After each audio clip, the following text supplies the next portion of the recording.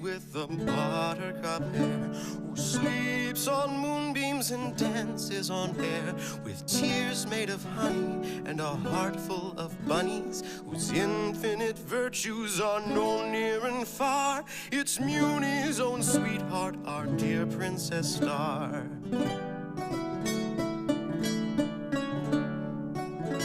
And under the shimmer and rubies and pearls lies hidden a fierce and adventurous girl. The forces of evil that lurk in the night will cower in fear when this shooting star ignites.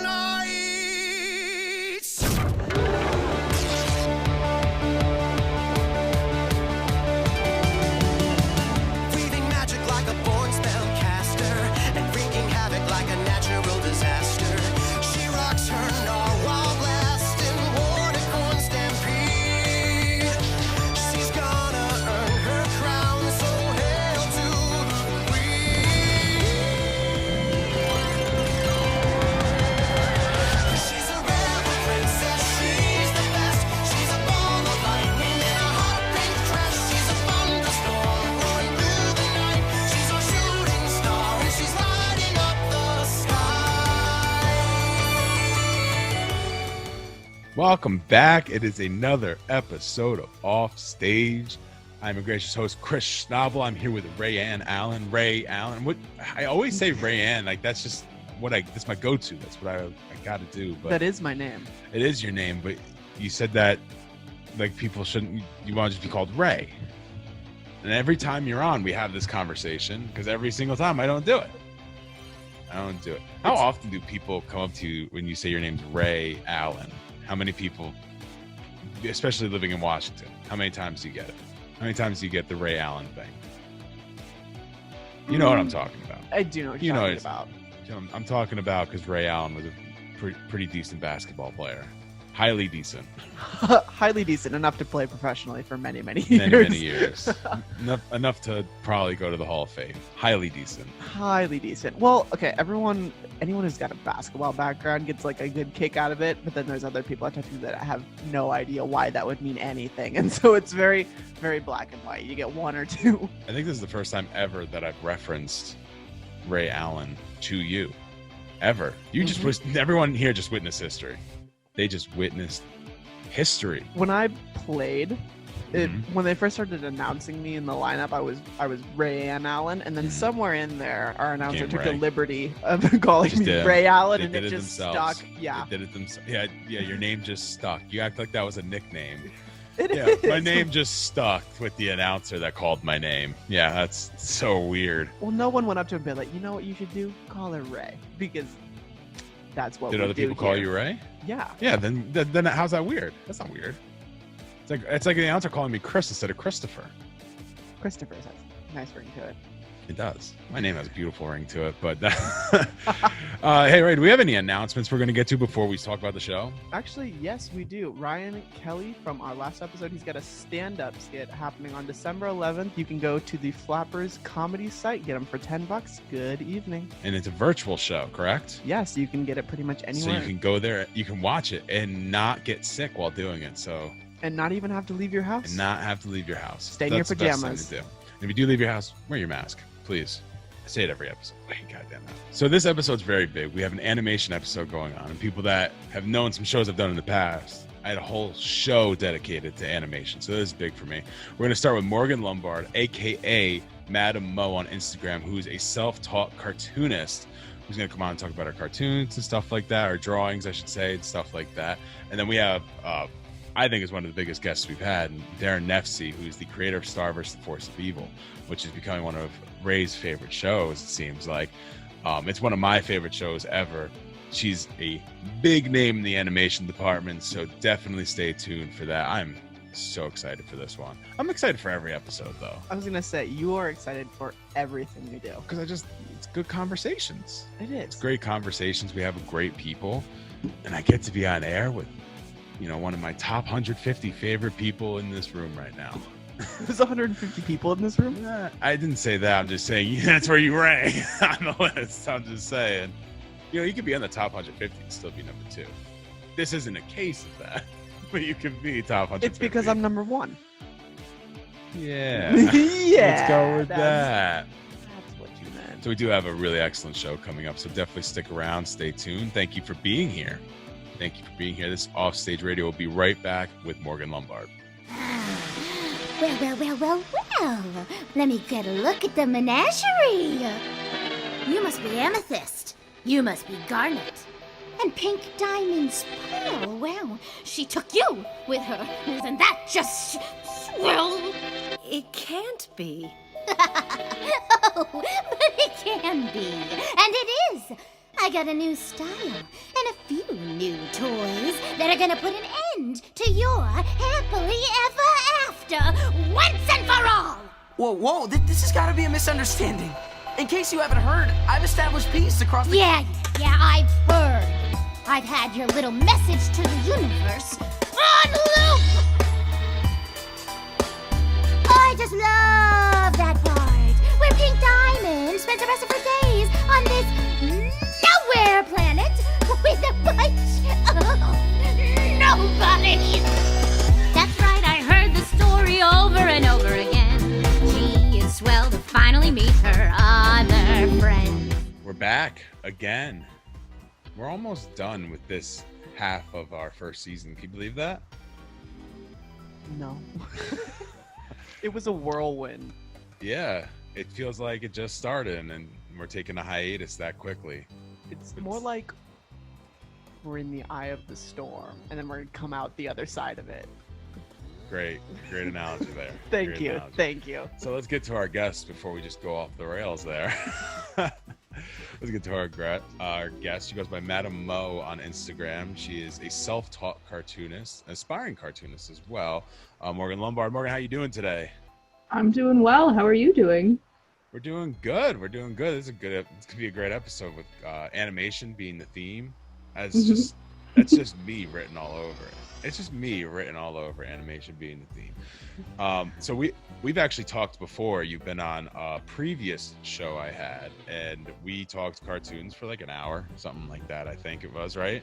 Yeah, like 45 minutes. It was very fun. So great. The last time we talked, Steven Universe was just ending, wasn't it? Or was it Future was just starting? I think Future had just ended because we were talking about the way they wrapped up the series. Mm-hmm. Yeah, that was... I do enjoy how they left the door open.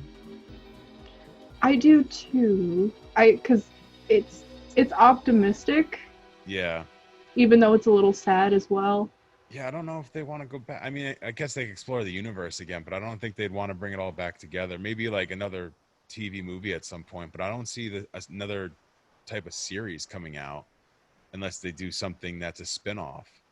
Yeah, I don't think they're going to keep going with it, unfortunately. I actually have the book End of an Era, and I was kind of reading it a bit and seeing that they had a lot of ideas that unfortunately had to be scrapped because Cartoon Network wanted them to cut the series a bit shorter, I believe. Yeah, it stinks when you have such a good series going on and the network's like, hey, we got to wrap this up. It's like, you guys let The Simpsons go for 40 years. Why can't we? Why can't we go with that?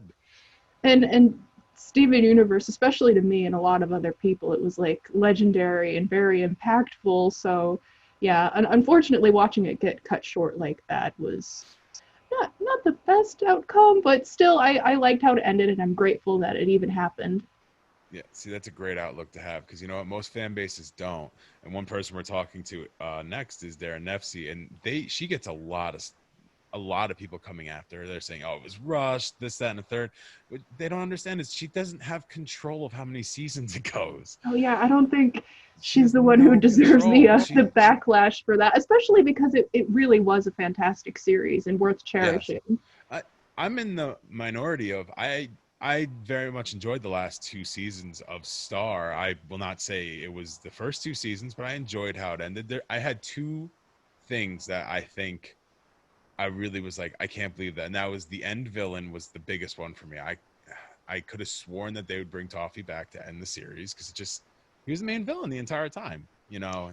He was, but I think in order for Eclipse to be free, he had to be destroyed. So That's the only reason I think they completely like obliterated his character. Although he was a very interesting He's a great character. And he's played by antagonist. Michael C. Hall, which is amazing. Love Michael C. Hall. Great voice acting. Yeah, well, great voice acting. He was also a great actor. When he played Dexter, he was just so good as Dexter. And now it's coming back. Dexter's coming back for another season. Thank God we live in the year of reboots, right? I know, Animaniacs, all of it. Everything's coming back. We got the Animaniacs, the Boondocks, Dexter's coming back. What else has been rebooted recently? I mean, you could go to CBS and they've had Miami Vice rebooted and all those shows rebooted. But I'm excited for Dexter to come back because they left off in such an awful spot. Hopefully hopefully it's not like Scrubs. I don't know how many people have watched the entire series of Scrubs, but man, season 9 really killed. I know. Killed them. My roommate absolutely loves that show. Is that more of like the medical type? Yeah. First, it was the most medically correct show at the time. It may be all time, but I know at the time it was the most medically correct show on TV, which is unbelievable. Checks out because she wants to be a nurse, so that checks out that she likes that show that much. It's great. Like they had an on-set medical expert all the time to make sure, like, is this correct?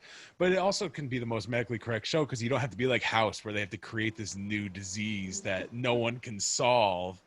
Like, you can actually just do real medical stuff because it's a comedy and a sitcom and stuff like that. But then they made season 9 where the doctors became the teachers and they brought in these new. Oh, it was so bad.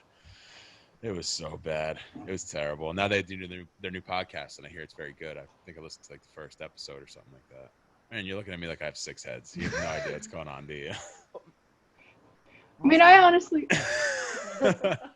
My co-host is looking over here like I have 6 heads. Like I'm talking all gibberish right now. Well, I understand the enthusiasm about shows. I just haven't... I can't say that I've seen all of the seasons of those shows either. But... There you go. See, I'm the minority again in this conversation. So you do a lot of illustrations and stuff like that. You could see them right behind you right now. I think I definitely catch the moon from Zelda. I see Over the Garden Wall. I see Steven Universe, obviously. I see Adventure Time. Adventure Time is up. Yeah, I see Ice King of Marceline, Calypso. That's all I can really. Sorry if it's a little hard to tell. The whole wall is kind of covered. Infinity Train. That last season of Infinity Train was actually it's so sad that they just God. Following. That was it was everything I expected and more. It was incredible. Very morbid way of ending it though, and I hope it gets rebooted or not rebooted. Like I hope they continue. Yeah, because there was a rumor that they weren't going to continue with the series, which is unfortunate because that's what it said, that they're not going to do a season 4 because there's just not enough support behind it. There weren't enough people watching it. That's why I tried making some art for it, but I hardly have enough influence to be able to get a show to continue to go. But it would be nice to see more of the story. Every last person counts. Don't say you don't have any influence. Every last person counts to get something like that going. I mean, that's what happened with season 3. They weren't supposed to be a season 3, and then they had all this influence going, and then now it got picked up for 3, and now hopefully it gets a 4 because that was so good. Yeah, I wanted to know more about like Amelia and the history of the train and everything. Which I could have got more into, but. And so, like, looking at your wall, you have so many things up there. What was your first drawing that you had that like really blew up? Because from what I can see, all those look awesome. So what is the first drawing you did that like really got some attention? I don't know if it's up there. I have to try and remember. It was kind of like a more of a transition with that because I started posting like different line art drawings of like, I mean, Steven Universe, that fandom is amazing and they've supported me until the very end. So like, I think like maybe a drawing of Rose and Pink Diamond. I did a lot of them because I usually did a lot of black and white. So when I started mixing in colors and stuff, I think that's when people started to notice it more. Notice like, I don't know, just what I do in general. I didn't expect my page to escalate as much as it did so quickly. Mm-hmm. But it's really exciting. Usually, though, I think the Steven Universe stuff does significantly better than any other cartoons that I try to put out there. Did you get a share or repost at any point that really blew up a picture? Well, Susan Egan, who's the voice actress for Rose Quartz and Pink Diamond, she had shared my artwork before. But I think that's about it. It really has just been me trying to interact with people. Sorry, my cat's over there if you hear any noises. Okay.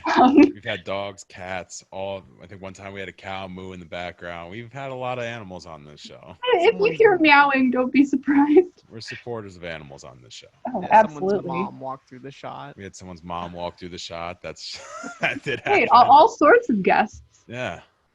Everyone's welcome.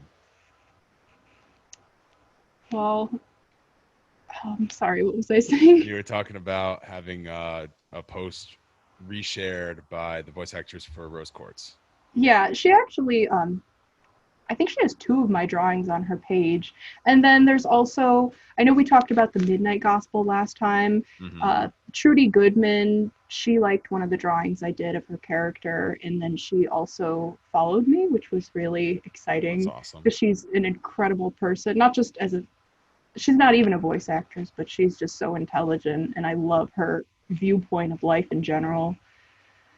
So when did you start doing? When did you start drawing? Was it at a young age? It was a young age. I would oftentimes doodle on my paperwork in class. One time I think I had to have my math book checked out, and it was just filled with cartoons and hardly any math. In there. So I wasn't good at the drawing. There were just math. really bad drawings in my math book. Well, I wasn't always the best at drawing, but because I just did it over and over and over again, that's how my skill was able to build up to what it is today. And it still needs work, but I'm trying. And how much original stuff do you do? I know last time we talked, you talked about doing an original comic, but how much original stuff do you do? I have to say I probably did original stuff a lot more when I was younger, which is just designing characters and writing stories. And now I just kind of have one story that I've been working with for a while. I just have so many ideas, but I have to put all the pieces together. And, I'm trying to also be able to represent as many people as I can in positive ways, but I want a story that reaches people, just all that. It's gonna take a lot of effort, but I'm excited about it. Yeah. So are you in the pre-planning stage of it, or what's going on with that? Pretty much. I've got sketchbooks of notes and drawings, and then whenever I get ideas, maybe late at night or something, I'll grab my laptop, and I have pages and pages of writing in just a Google Docs document. And so you've alluded to it multiple times. You're self-taught. What's the dream job? If you could have your dream job with it, what would it be? Where would you end up with it? I would just love to have my own show. I know that's really hard to see myself ever achieving, but it would be a dream come true, or at least to even work on one and help, or even a video game too. As long as I can get in with the character design and the story writing, I just want to be involved with that mostly. See, I don't think it's a hard dream to accomplish. Just got to work very hard to get to it. Yeah, no dream too big. No dream too big. No dream too big. That's the saying of the show, actually. No dream too big. That's the motto. That's the motto. And then wipe your feet at the door. No dream too big. Wipe your feet at the door. The 2 mottos of this show. Third one? Third one? Tuck in the homies. Tuck in the homies. We got 3. Those are some beautiful mottos. I love them. They're written on the wall. They're in white ink, and we have white walls. We didn't think that one through. Who are some of your favorite cartoonists or showrunners of all time? Well, I think Rebecca Sugar's pretty apparent. Yeah, I would have to say so. Yes. I could go on about her, but I also love Jonan Vasquez because he is just very, very strange and hilarious and creative. And I don't know if he's the creator of like Invader Zim. Yeah. And I mean, those are two of my biggest influences. Obviously, I love Daron Nefcy. She created Star, and Eclipsa is one of my favorite characters, like in general, not even just for her show. She's sitting right on top of you right now in the background there. She is. Is that on purpose? You wanted her right over top of you? Or is Nope. that's Actually, just how it worked out? that really was a coincidence because I've had that on my wall for a while now. Wow. See how it all works out? You see how it all works out? No dream. Everything connects. No dream too big. No dream too big. Yeah, so Eclipsa is your picture on your profile, Madam Mo profile on Instagram. What made you go with that one as the profile picture? Just because I think she's the perfect character to represent me. I mean, I can relate to a lot of different characters in general, but just, I don't know. Her personality and her lifestyle, just all of it is very, it was weird when I was watching the show because I was like, I feel like this is just me. Like, I feel like she just wrote a character based on me. But I know, I don't know. Maybe She's did. just... We'll have to ask. Did you write the question? Oh, I thought you were looking at me. I thought you had something to say there. No, just giving you the six-headed look. Just give me the six-headed look. Perfect. So I see that you have a lot of Princess Bubblegum and Marceline stuff. Did you see the new Adventure Time special that came out? I did. How'd you enjoy that one? I very much enjoyed it. I feel like they answered so many questions.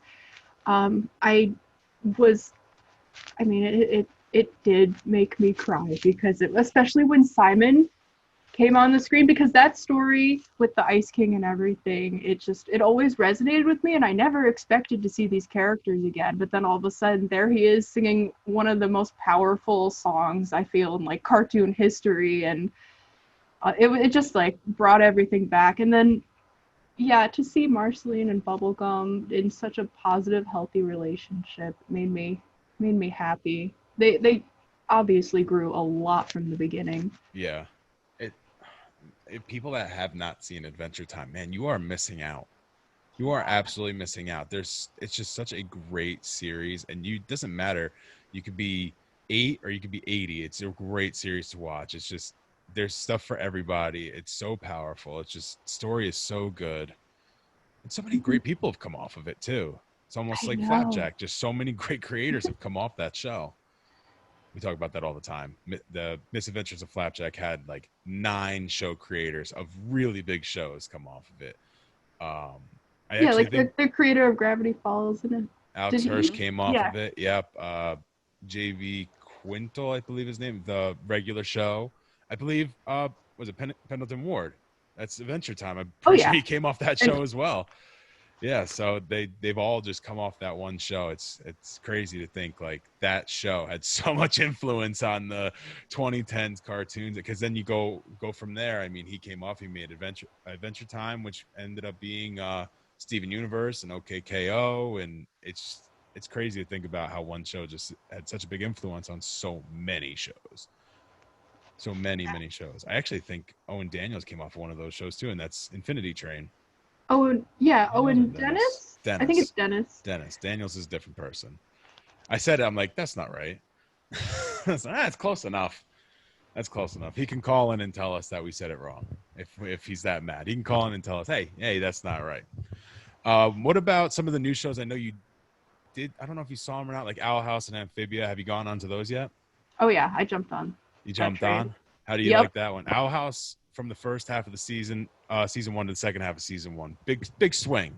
Big swing from the first half to second half. Oh yeah. Oh my gosh. And the second to last episode, Agony of a Witch. Oh my god. That one was, not only was the story amazing, but they stepped up the animation too. I don't know if it was that noticeable, but like the scene where they're I don't know if I should be talking so many spoilers for such a new show, but it was just like one of my favorite parts to watch the Ida just become a complete amazing protective mom and just sacrifice herself. Yeah. It's one of those shows that it's going to gain traction. It really is. It's just a matter of time at this point that it's going to gain traction. It started to gain in the second half of that season, but there is a lot to love about that show. Yeah. But the thing that's unfortunate for it is that season 2 is going to be pushed back because of COVID. So hopefully it does not lose some of that traction over the time. They've already announced that it's on a delay because obviously everything has to be done from home. And there's so much you have to work through with COVID because you can't work in the same spot as a bunch of other people. And they've already announced that it's going to be pushed back. I really hope it doesn't lose any traction. And it's so weird. I feel like Owl House doesn't get as much promotion time from Disney as Amphibia does. And I think it's a much better series so far. I mean, I still very much love and appreciate Amphibia, but yeah, the Owl House is also something very special. If Alex Hirsch attaches his name to it, you know it's going to be good. I believe, Definitely. what's the creator's name of that? Dana something. I think they're dating. Alex Hirsch and her. And I think that's how he got attached. But I mean, if that's the case, obviously he probably has a lot to say on the story and stuff like that as well. Probably. Yeah. I mean, Gravity Falls is incredible, so I'm glad to see him working on another show. Yeah, I mean, especially you could definitely tell the humor is a bit similar too. Yeah. The weird, random, two clever. Seasons of Gravity Falls that's what they needed. They needed 2 seasons, no more, no less. Like, I'm glad he did not try to push it. And that's actually something I saw in a video that with Star that they were talking about, is that they tried to push past the second season.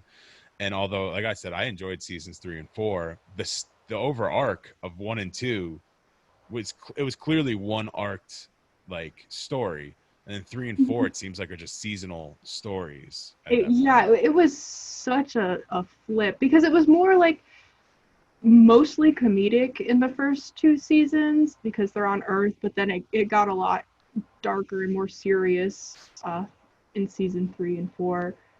But I still like both. And then they still kept the humor there, too.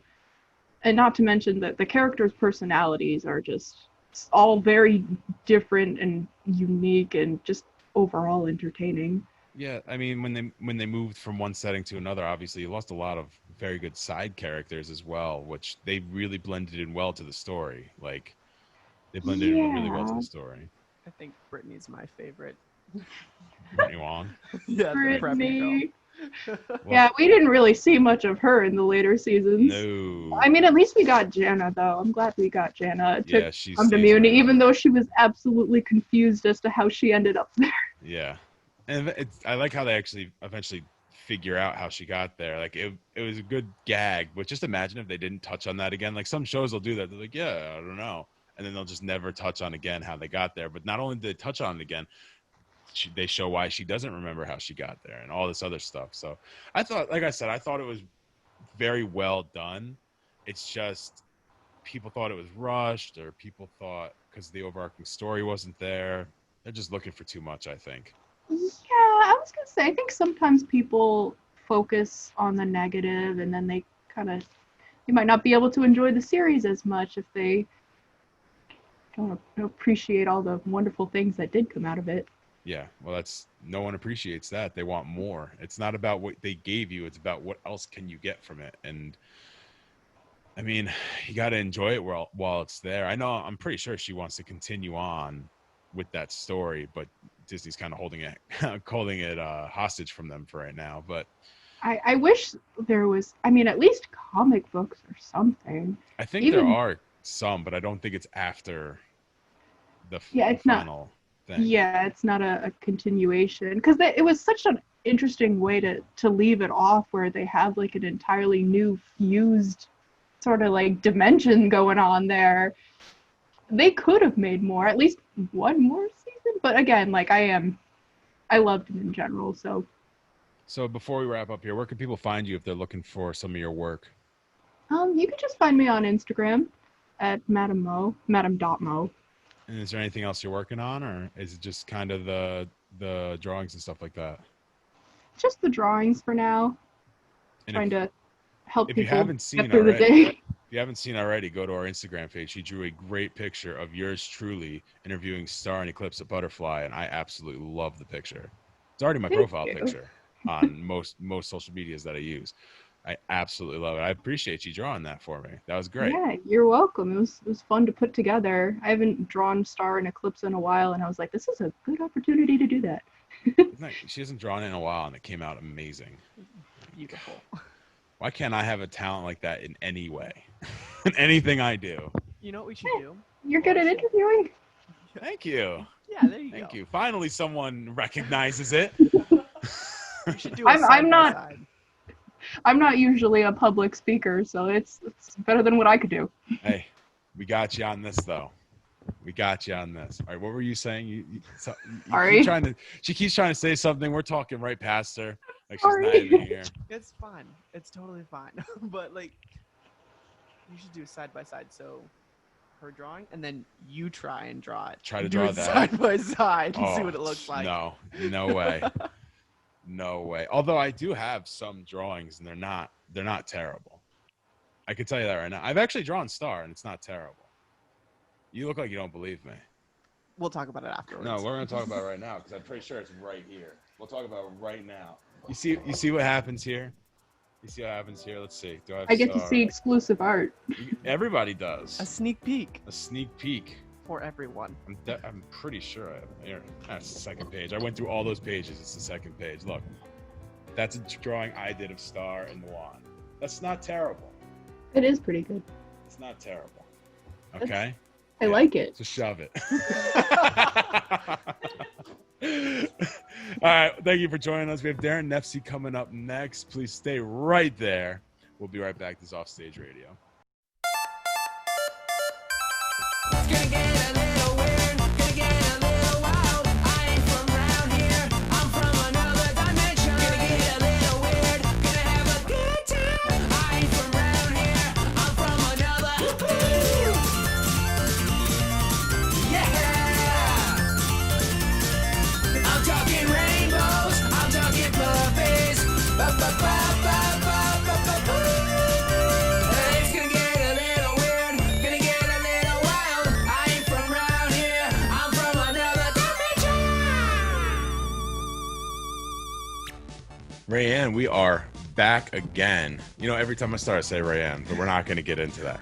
Ray, we're back again, and we have a great guest with us. She's the creator of Star versus the Forces of Evil. She's currently working at Nickelodeon. We have Darren Nefcy with us. Darren, how are you today? Hi, I'm very good. Yeah. Quarantining along with everyone else.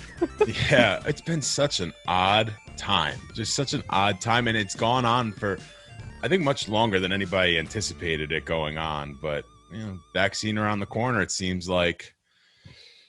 Let's hope it can go back to normal soon. Yeah. Fingers crossed. Let's hope. Yeah, I hope so. Yeah, it is funny when you think back. Like, I remember back in our Nickelodeon office, it was sometime in March, they had this meeting with everyone, and it was like, okay, we're all going to go home for 2 weeks, and then we'll be back. And it was like, okay. And then, of course, nobody's been back. I'm just so glad I took all the food out of my office because I tend to keep a lot of snacks around, and I have talked to other people who left their food, and who knows what that looks like now. Oh, it looks like and smells like you guys are going to go in and have a brand new smell you've never smelled before. Just sitting in that office with some of this rotten food. Yeah, we'll see if the office isn't just like taken over by like moldy oranges or something. We'll see. Isn't that not the worst part about the moldy oranges are? You don't notice it at first until you really get in and look at it, because it usually crumbles from the inside. It's all the fruit. It's just, that's rough. That's going to be rough. But you know what? It's a weird time. So it just falls right into it. Before we start, I want to say congratulations on your new baby boy. Thank you. We did a ton of research, and one thing I could not find. What's the baby boy's name? You know what? I'm actually I've been keeping that under wraps. Okay. Yeah, I mean, not for any like big reason. Just, it was one of those things with like, internet presence. I don't know.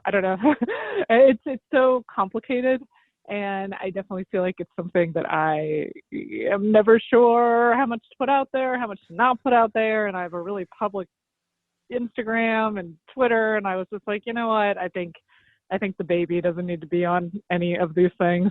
So I appreciate that so landed with much. that. I appreciate that so much because you can go on any social media and there'll be people that post thousands of pictures of their kids, and you're like, anyone can see this, right? Like I get you love your kids and you should have some pictures of them, but like you got to keep, you don't want it to become public domain of everything about your kids out there before your kid can even walk, So I appreciate that. And I'm not judging anything anybody else wants to do. It's just, kind of a personal decision on that front. But yeah, I mean, the baby's been awesome, and it's been like, I don't know, weirdly, it's like, I keep like for all the things with the COVID and the quarantine and all that, like I feel really lucky. Like the second the baby was born, I was like, oh, okay, I was going to be home anyway. Like, this is great. Now I have something to do, and I don't feel, it's just been like kind of awesome. And then I actually, went back to work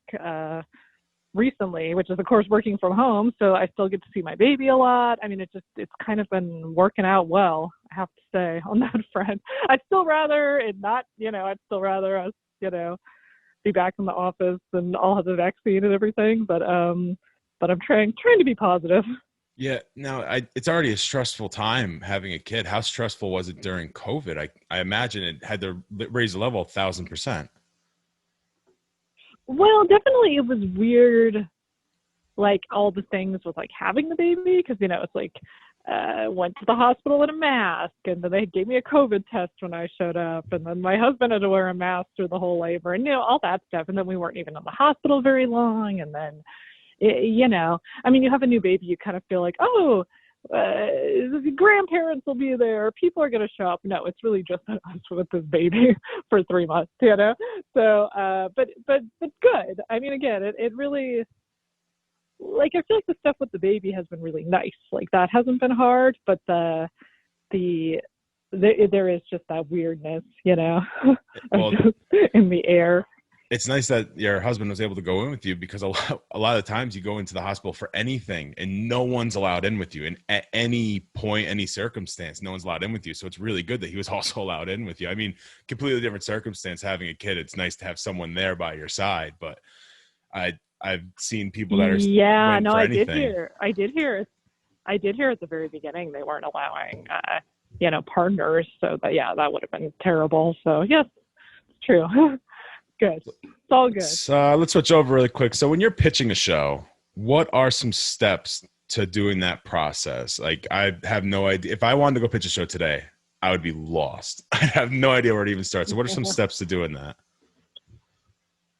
Oh, man. Well, I will say that it helps to be working in the industry that you want to pitch something to. So like for pitching a show, if you're working in animation already, it's not that hard to set up and do it.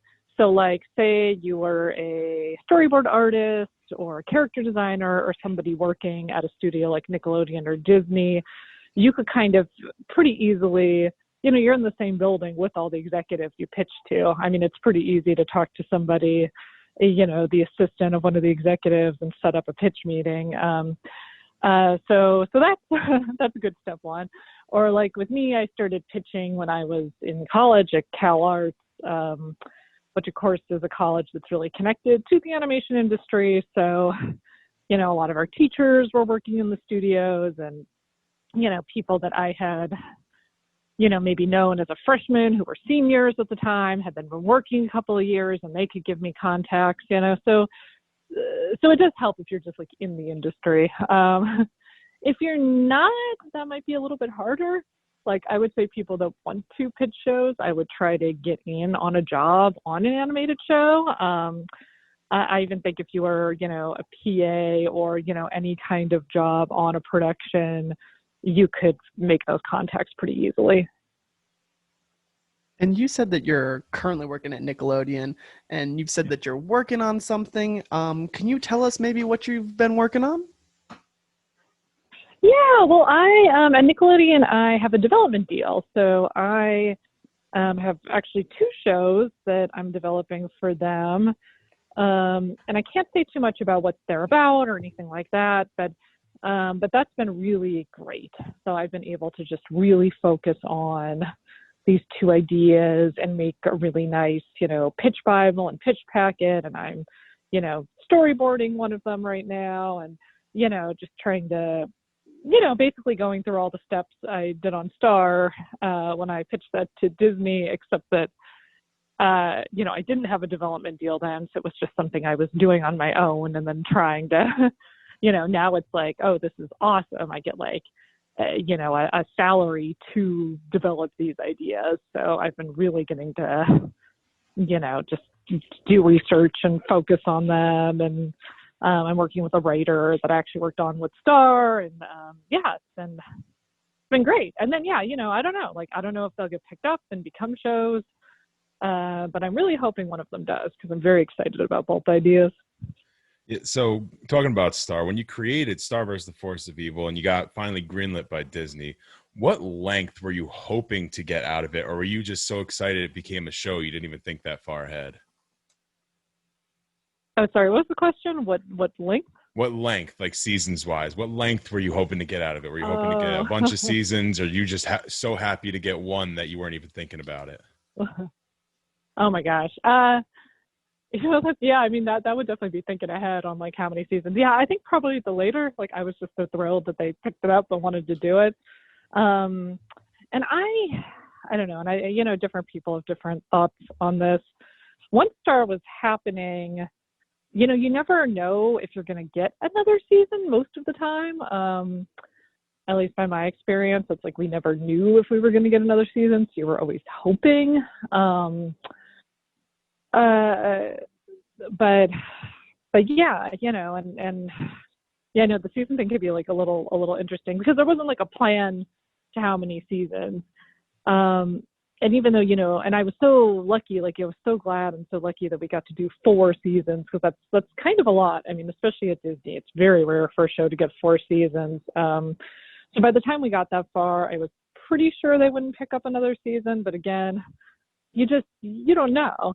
And I think especially with a crew, like as a showrunner, I felt very responsible for my crew. You end up employing like, I think at our max, we were about 56 people in-house. So as long as Disney wanted to do the show, I would have done the show.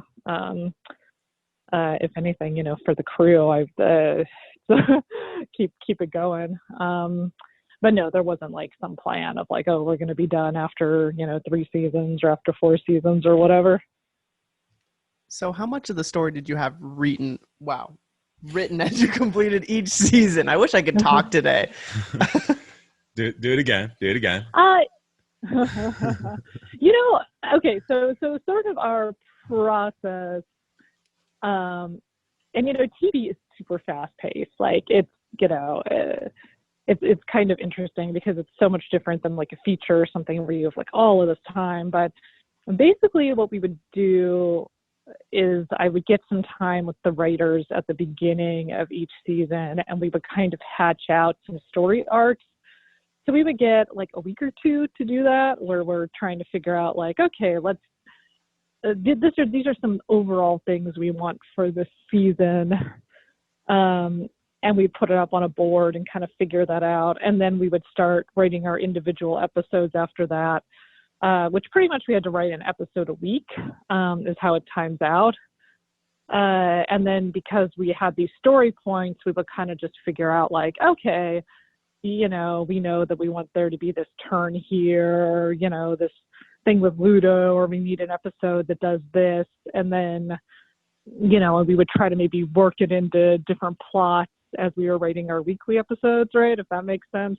But yeah, it was a little bit more general, and then we would kind of hatch them out as we got to them weekly. But I did feel like doing those meetings at the beginning is how we got those really great story arcs. That's what we were doing there, like hatching that out. Now, you've said if you got the chance, you would absolutely continue. What do you think the chances of that happening are? I know there's so many. I get that question a lot on Twitter. You know, I mean, I would say not probably. Well, I don't know. I mean, it was. I mean, it's really not up to me. I think that there's probably always a chance, especially how quickly things get nostalgic and how people want to like see more of something. Like oftentimes it'll just happen like a few years later even. So I do feel like if Star continues to have fans and be popular and people keep asking for it, I wouldn't be surprised if they wanted to do more. And I've certainly expressed that I would be interested in a, you know, I mean, especially like a streaming movie or, you know, something fun or, you know, anything. But of course now, you know, I mean, I'm moving on to other projects, but I would support, you know, anything. And if it timed out, I don't know. I mean, I feel like I love Star. I would always be open to more Star. It'd be cool to do a book. It'd be cool to do anything, but, you know, it's not really up to me. You know, it's funny in this day and age. I feel like if you just wait 10 to 15 years, it's going to get rebooted. Everything's getting rebooted right now. Yeah. I mean, I saw the Animaniacs just came back. I don't even think you have to wait that long. You know, sometimes it's even just a couple of years, and it's like, oh, it's this again. Now that the gates have opened, you might not have to wait at all. It might just be 2 years, and they're like, all right, let's reboot it. Let's do it. Yeah, no, absolutely. I feel like I've been seeing that, like, yeah, more and more. I was just reading today they might be bringing back True Blood, which I feel like has only been off air for like 6 years. So, yeah, I don't know. Yeah, I mean, and he was on your show as well. Dexter is getting rebooted. I think next year they're going to start doing that. Michael C. Hall's show, really? Dexter. Yeah, it's getting rebooted. It's coming back for a 9th season. Oh, wow. That's so funny. Yeah, you know, why not? Anything could happen. But yeah, for now, there's no Star, which is, you know, it's been an interesting process, like having it be done. I had this kind of weird feeling as we were like finishing up the writing, or maybe it was finishing up the boards. I don't know. Somewhere in the process, I got this really overwhelming feeling near the end of like, oh my God, is Star going to be okay? Like, she really felt like this real person, you know, like this good friend I wasn't going to see again, you know? It was like this really strange feeling. But yeah, you know, I miss it. Like, I miss her. Now, do you do anything like not public or anything like, do you draw comics of Star just to keep the story going for yourself or anything like that? Because Star did come from a web comic originally. So you do anything like that just for yourself, just to keep it going so she's not ending for you? You know, I wouldn't have time for that. But yeah, if I did have time, I mean, that would be cool. You know, what's kind of great though is that there definitely are people that have been continuing the Star story with comics and stuff online. Big time. It's really neat to see. And a lot of it is so good too. It's like, oh wow, this is like a cool this is a cool direction. But sorry. No, I was just gonna say the fan base for Star is ginormous. Like, it's huge, and there's new content with Star from like fan base content coming down. I feel like every day I see it come out, a brand new comic or something, just even a picture, like a fan art that's just continuing the story. Like the fan base is huge and really strong behind the show. Yeah, it makes me really happy. I definitely had a thought when I was making Star of like, you know, I was such a big fan of Sailor Moon as a kid, and of course, you know, I'm 35. I was not like super on the internet when I was, you know, a teenager or anything like that. But you know, I was making my own characters based off of Sailor Moon characters and writing stories with them, and you know, hanging out with friends that also like Sailor Moon, and you know, writing scripts and things, and you know, so it makes me really happy that you know, there could be people getting behind that stuff. But it is so funny that now, you know, online there's all this like language for it, right? You know, it's like people are making their own OCs, and you know, they can really connect to all this like big fan base. But yeah, it does make me think of like when I was really obsessed with Sailor Moon with my friends. So we mentioned before that Star is based on a web comic about the same character, Star Butterfly, except she didn't have magical powers, but she believed she did. And it wasn't until Disney brought up, like, maybe she should just have magical powers, that it changed. When you originally pitched this to Disney and to, I believe it was Cartoon Network at first, was that what the show was going to be? A girl that didn't have magical powers but believed she did? Yeah, and she was a lot younger too, so she was a fourth grader. But there was a lot of the same characters. I mean, it's funny. I actually think her personality and her look really didn't change. And there was sort of a Marco type of character, and there was, you know, a lot of her little magic creatures and stuff. But that's part of, you know, the development thing, which is interesting. You know, and it's what, like, I'm trying to think of the easy way to explain things, but it's like, you know, it's one of those things with pitching. It's like when you go to a studio and you're pitching them your ideas, you know, you're basically going to somebody and going, hey, could you invest millions and millions of dollars into this like thing I came up with in my head? I mean, you know, they're going to want their ideas in it and their ownership on it. And I do think it's really important to be flexible. It's like you kind of have to know what parts of your story and your idea you can be flexible on and what things you don't want to be flexible on, you know, what things are important to its core. So yeah, that was one of the things with Star that was interesting when I brought it to Disney is, you know, I had this version where she was younger and stuff. And, you know, when I was first pitching it, because this was a while ago, I first pitched Star, I think in 2007 or 8, maybe 2008, a long time ago. And, you know, I feel like Adventure Time wasn't even on TV when I first started pitching it. You know, it was like way back there. Or maybe, but then by the time so maybe the first time when I pitched it to Cartoon Network, you know, there was sort of less magical stuff. And then by the time I pitched it to Disney, it was like there had been a turn where there was shows like Adventure Time and there was these big magical things. So I think for Disney, they were going, you know, hey, this feels like it could be a big magical thing. Like, do you want to go in that direction? And, you know, and that was really inspired me. And I went home and I rewrote it. And that's basically the version, you know, it was like, okay, well, she does have magic powers. Okay, she's going to be a foreign exchange student from another dimension. And, you know, and then, okay, and then this Marco character, he's going to be, you know, the place that, you know, the house that she comes to stay as a foreign exchange student. And, you know, all those sort of pieces fell into place. And it was like, okay, and all these little magic creatures that were in her imagination can be real. Because like in the original version, Ponyhead was sort of a figment of her imagination that she would talk to, right? It was like her imaginary friend, which is, I think, why Ponyhead was like as weird as possible, you know, like a decapitated unicorn, flying unicorn head. But I liked that character, so I just kept it. It was like, okay, she's just real now, you know?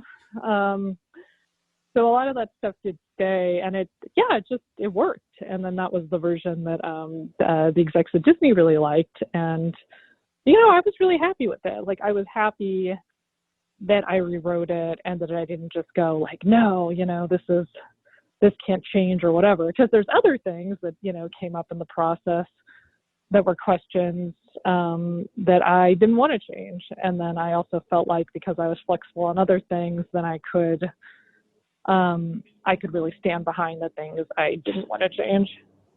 And I will say in the webcomic, if you haven't checked it out, you should check it out. Ponyhead looks a little different than she did in the show, in the webcomics. Just a little bit, a little nightmare-inducing kind of Ponyhead with drool and blood coming out. Blood. Yeah. So a little bit of a different look, but I mean, it's a little bit different look, but at the same time, it's not. Instead of the blood, it got replaced with like stars and stuff like that coming out. So just a little more kid friendly, but about the same look. But going off that, I mean, Jenny Slate does Ponyhead for people that haven't looked or haven't seen the show or whatever rock they're living under. The voice cast of the show is one of the best I've ever heard in a cartoon. How were those decisions made? Were there a bunch of auditions? Did Disney bring people to you? Did you have people in mind already? You know, I would say a combination of everything. I had some really wonderful, Disney has a really wonderful casting department. So I got to work with their casting department and finding people, and just got like, especially Rachel I worked with, and she just had some wonderful ideas, so a lot of times I would just go to her and be like, okay, we need a male character, and they need to be like this, or we need a villain, or we need, and she would come up with a bunch of ideas. And yeah, especially a lot of the major characters, we did auditions. Like, man, I remember we auditioned a lot of people for Star. And then, Eden came in and just had that like perfect energy, and it was like, okay, yeah, this is it. And it's incredible how those things fall into place. Yeah, and then other times, people like Michael C. Hall, it was like, his I don't know if I suggested him or if just his name came up, and it was like, oh my God, perfect, But yeah, that was lovely getting to work with Disney's casting department. They're really fantastic. And so you just said it. We had a question about Eden, but when she auditioned, did you just immediately know that that's the voice of Star, or did it take a second? What was that thought process like for you? Because you said she was a perfect fit for the role. Oh yeah, absolutely.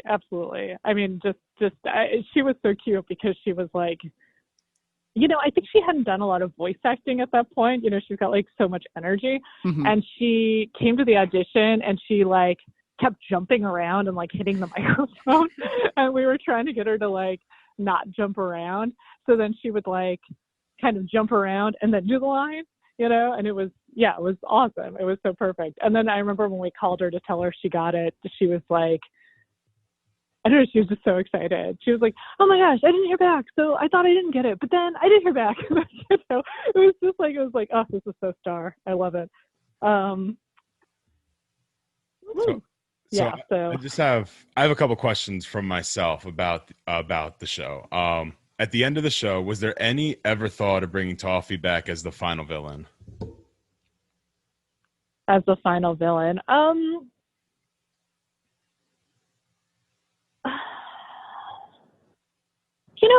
I don't think so, at least not where we went with the ending. There was something that I really liked about, and again, part of it too is like, we never know if we're getting the next season, but I did like that we would have these seasons that would actually get completed, that we would have an ending to them or an ending to the villain. But I will say, I do think Toffee's presence is always around for sure. And it's funny you say, and maybe there'd be more. I don't know. See, these are the things that are hard for me to answer because I don't like. And I feel like I did that with the ending too, where it was like I wanted to feel like a completed ending, which I feel like it did. I think a lot of the fans might disagree, but I wanted it to feel like we had done a completed ending that also we could write more if we got more of the show or if it ever get picked up sometime. Yeah, I enjoyed season 3 and 4, and when I see so many people that just like talk about how they didn't, you got to understand, first of all, the story has to move in different directions. If you keep doing the same story over and over, you're gonna get the same reaction anyway. That people are like, oh, it's just the same story again. I enjoyed it. That was the only big thing. I was like, I felt like Toffee was gonna come back, but I do have a question. So you said that you didn't know if you're gonna have another season. Did you write the season 4 story arc before they told you that 4 was going to be it? Like I said, I feel like I was pretty sure 4 would be it, but I didn't want to be, just in case, I didn't want it to be so ended that we couldn't do anything else, if that makes sense. But just because like getting 4 is hard, but they don't tell you. You really usually don't find out. You are definitely done with all the writing by the time you find out if you're getting another season. At least that was my experience. So, and I do think maybe we were being a little cocky with our season 3 ending because it was definitely on a cliffhanger, but we had a good track record, so I was hedging my bets on that one.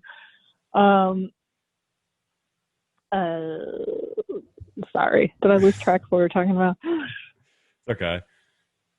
I got another one for you. We'll just go to the next one here. So in the Book of Spells, which Oh, is okay. available Wait, but everywhere.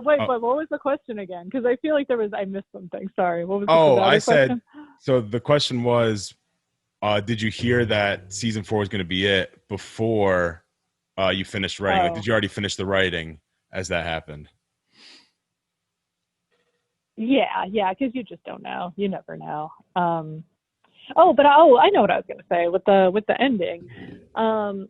It's interesting though, because I do feel like in some ways there are, and I think some people really love the ending, and I really love the ending, but I do know that there's some fans that felt, unsatisfied with the ending. But then also, I feel like they mostly just seem mad that it's ended. When it comes down to like what they're actually upset about, it seems to be just that there's no more. So it's what happens. It's hard to end things too. It really is. It was funny. The Star finale was it premiered on the same day as the Game of Thrones final episode, which I thought was really funny. Which of course, that ending, I think a lot of people,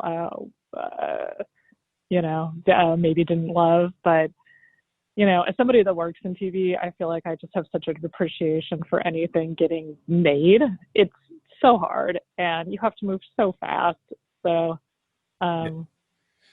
like I said, I love the new world when they go to Muni off of Earth, and I enjoyed the storylines. And Eclipsa is one of the best characters to be introduced in the show. Just an amazing character. So, like, I agree. I think the with it ending, they got to be mad about something. You got to be mad about something, right? Yeah. I feel like you hear that people say like, "Oh, I couldn't stand the end of that show," more than you hear that was an amazing ending. You hear it so much more. And I'll watch the show and I'm like, that wasn't a bad ending. That was actually a good ending. What are you guys mad about? But got to be mad about something. But so, I think people want, I think what I've learned is like, I think what people want is for every single little plot line and every single question to be sort of wrapped with a little bow of like, okay, this is exactly what it is, kind of almost makes me think of like the 6 Feet Under ending where you literally see how everybody dies. I kind of feel like people want that, but I have to say I don't particularly like that type of ending. Like I like things to be a little bit more open-ended, kind of like what I was saying with the Sailor Moon stuff, where it's like I wanted people to have space to play and write for the characters and have fun with it, Yeah, that's how I feel about it. So over the years, it's been hard to get that criticism from fans, or have you just kind of taken it in stride and it is what it is? Oh, it's fine. I mean, I don't really understand. I kind of, have a probably like everybody, like probably a love-hate relationship with the internet. I have met so many absolutely wonderful, awesome fans of Star, and I've gotten to do these fan events, at Comic-Con, and like, oh my gosh, one's like all over the world. I got to go to Mexico City for Creativa, which was insane. I mean, there were just like lines out the door to see my panel, and I got to meet all these wonderful people, and like Click Animation Festival in Amsterdam, all these cool things, right? But then there are a lot of people online that I do feel like they're really, they're just like really rude about things, and it's so strange, and it's so funny because, and I don't usually respond, but if you ever do respond, then I feel like it flips all of a sudden, then it's like, oh my gosh, like you're talking to me. Oh, I'm sorry. Oh, blah, blah, blah. How do you work in animation? It's like, oh my God, these people, like they'll say something really rude. And then if you respond at all, they want to know like how to get a job in animation. It's so funny. That's like, I think it was either Jimmy Kimmel or Jimmy Fallon when Robinson Cano left the Yankees, had Yankee fans go up to this giant poster of his face and yell bad things at him. And then he walked from behind and they're like, oh my God, I love you, Robbie. It's like, it's the same thing online. I feel like you say something, but then if they respond, they see it. It's like, oh, I love you though. They want to dish the criticism until they know you see it. Yeah, I know. I think they just want to get your attention most of the time. Yeah, it's a bizarre thing. I don't know if I totally get it, but it's fine. It is what it is. I'm happy. I'm happy that I get to make things and work in cartoons and do what I love. And you hope people like it. I mean, I do think most people did like the ending. But I do think it's hard to take criticism. I think like anything, it's probably the mean things that people say stick to you the most somehow. When you created Star, did you ever think it was going to become one of the best cartoons of the 2010s? Is it? I mean, that's pretty that's cool. not that's a fact. That's not an opinion. That is a fact. No, I was so thrilled to get to make it. It was definitely something I've wanted to do since I was a little kid, was make this show. So, yeah. I would also say when you're in it too, like when I was like, I can't believe, oh my gosh. I think I was probably, I don't even know the timelines anymore. 6 years, 8 years I was on Star full time at Disney, like nonstop. You're so in it, it's like my whole world was just making the show for such a long time. I don't know, maybe I lost track of the question again, but yeah, it was a cool thing. And so before we wrap up here, what is some advice you would give to someone that's trying to make it in animation, trying to fill your shoes? Got any advice for the people? Who want to make it in animation?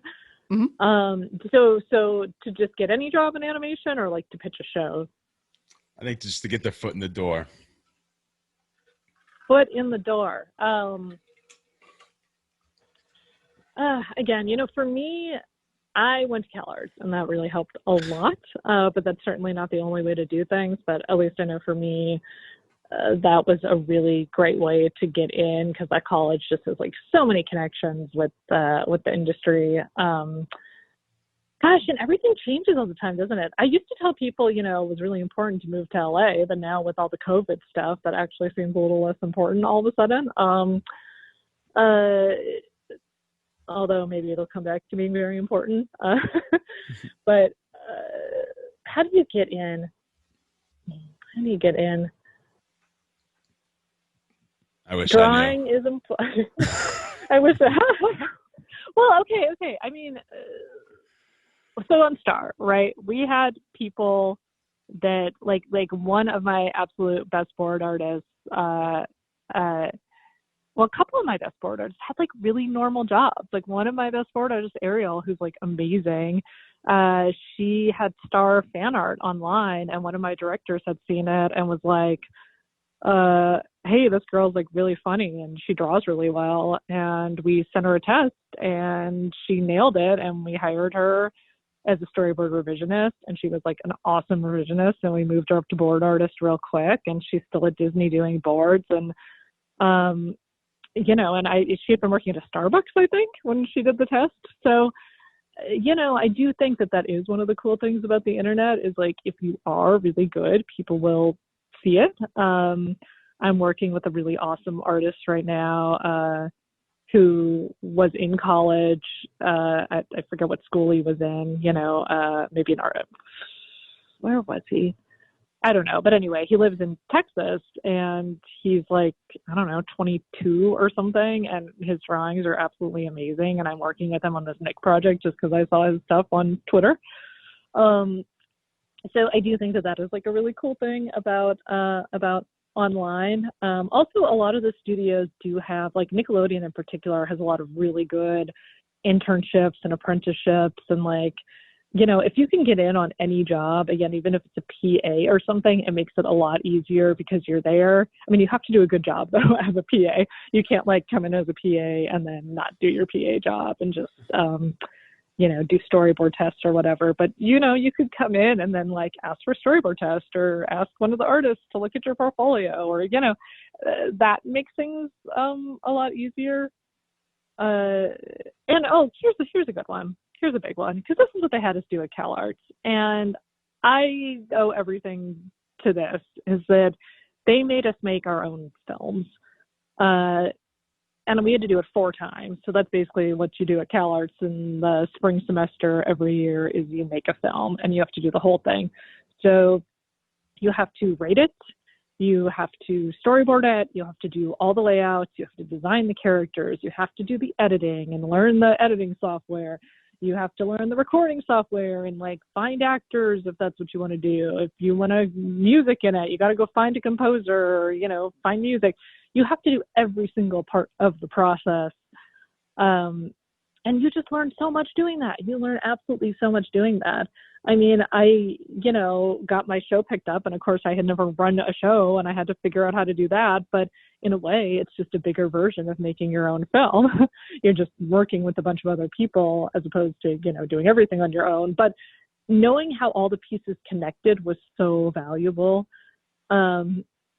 And I would say for anybody that's especially interested in like storytelling or interested in animation, why don't you try making a film? You can do that. Everybody's, you know, if you have a computer, you know, if you can get, I don't know, Flash or any kind of software, I mean, make a film. You will learn so much, and you don't need to be at some expensive fancy art school for that. You can do that anywhere. And I would also encourage people to make a film and like not put it online necessarily, because your first film is probably going to suck. But just make a film for the sake of making a film to learn as a learning process. Because also if you can get through doing that, again, you're going to learn so much, you're going to get better. And then, yeah, that would be my advice. Make a film. Just make a film. Darren, thank you so much for joining us, taking time out of your day to answer some of our questions. Yeah, no problem. Was I too rambling? Should I do anything? No, that was great. That was great. Listen, we're not like most of these interviews. We love rambling and we love talking. Like that's two key things. If we get someone that talks more than I do, I think it's a win in our books. It's a win in our books because I also love to talk and ramble. So if we get somebody that does it more, it's a win in our books. But we really do thank you for taking time out of your day to join us and answer some of our questions. Yeah, no problem. We'll be right back. Oh, there goes a shining star. It won't deter her, 'cause magic flows through her. She's a shining star. Ray, that was an excellent day of interviews. That was so much fun. You know, the way I just said that, you would have thought it was scripted. That was an excellent day of interviews, wasn't it? We had, and then my mouth moves, and then it just cuts in with who was there. We've actually replaced Chris with a robot. It's true. It's very true. Or was I a robot the entire time? Ooh, we'll never know now. Right, where can they find us if they're looking for us online? You can find us on Instagram at off.stage.media. You can find us on Facebook under a different name, I believe. And then you can like also Offstage Radio, probably. Offstage Radio, and then you can find us on Twitter as well. Yeah, Offstage Radio again. You can also find us in Chris's apartment. Not soon. I'll be in New York soon, actually. So you will now find us there. We're gonna be separated but together at the same time. It's gonna be great. It's gonna be great. And if you're looking for Darren Nefcy, just look up Darren Nefcy and you'll find all of her socials and everything else that she does. She's an outstanding artist, outstanding creator, outstanding guest. And Morgan Lombard, you can find at Madam Mo on Instagram. She does a ton of cartoons and stuff like that and doodling. And she drew me, which was awesome, with Star and Eclipse. So you can definitely check that out on our page or her page and see it all there. Thank you for joining us. Join us again next week. We have a baseball episode coming up. Yeah, baseball. Chris's favorites among baseball. Yeah. So we got a baseball episode coming up next week, and then we go on hiatus. So definitely join up and listen to us one more time before 2021, which I'd make your 2020 very good. And take that 2-week hiatus. Catch up on our previous episodes. Catch up on if you haven't already caught up. I mean, what are you doing? All right, guys. Thank you for joining us, and we'll see you next week. Yeah.